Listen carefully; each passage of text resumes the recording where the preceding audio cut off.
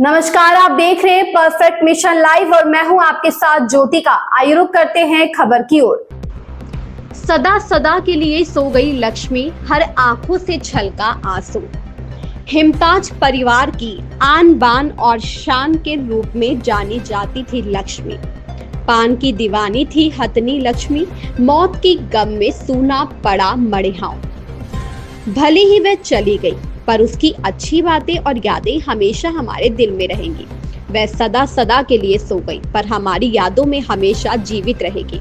इन दिनों जनपद जौनपुर में मड़िहाओं तहसील क्षेत्र का कारमोवा गांव चर्चा में है। आसपास के गांव के लोगों का जमावड़ा होने के बावजूद लक्ष्मी मौन है, बेसुध है। जमीन पर लेटी हुई हथनी की आंखें सदा के लिए बंद हो गई हैं। लोगों के मन में तरह तरह की चर्चाएं उठ रही हैं।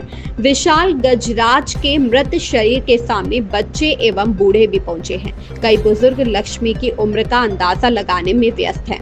आसपास की महिलाएं लक्ष्मी से जुड़ी घटनाओं को याद कर रही है। इसी बीच नेवड़िया कारमोवा में हिमताज तेल कंपनी के प्रबंधक राजेश पांडे के घर पर बुलडोजर का प्रवेश होता है। नाहक ही सभी की आंखों से आंसू छलक जाता है। भावुकता का नजारा ऐसा मानो अपने ही बीच का एक सदस्य सदा के लिए जुदा हो गया है।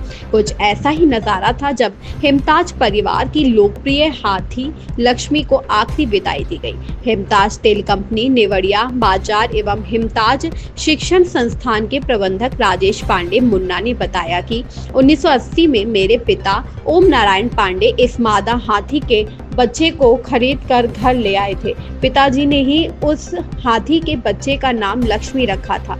लक्ष्मी हमारे परिवार से जुड़ी थी। लक्ष्मी हिमताज परिवार की आन बान और शान के रूप में जानी जाती थी। प्रबंधक राजेश पांडे मुन्ना ने बताया कि यह हाथी वर्षों पूर्व चोरी चली गई थी।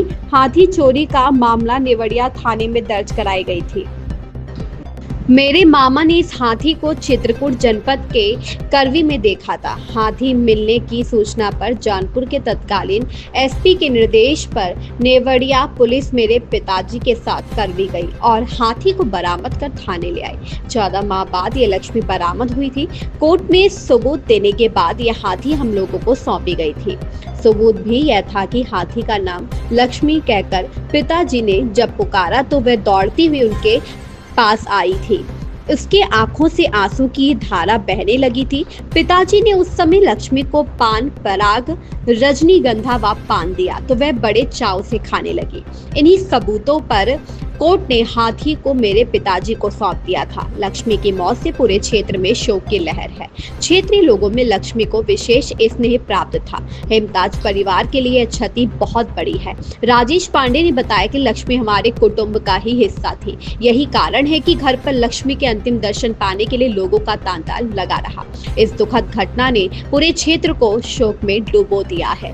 हिमताज तेल कंपनी की प्रबंधक राजेश पांडे ने बताया कि लक्ष्मी पान की बहुत ही शौकीन थी। स्थानीय लोगों की माने तो लक्ष्मी न केवल एक हाथी थी बल्कि वह क्षेत्र की पहचान बन चुकी थी। विभिन्न सामाजिक और धार्मिक कार्यक्रमों में उसकी उपस्थिति विशेष आकर्षण का केंद्र रहती थी। लक्ष्मी की मृत्यु का समाचार फैलते ही आसपास के गांवों से भी हजारों लोग अंतिम दर्शन के लिए पहुंचे। ग्रामीणों ने हथनी की फोटो और वीडियो बनाकर सोशल मीडिया पर भी खूब साझा किया। जौनपुर से घनश्याम पाठक की रिपोर्ट।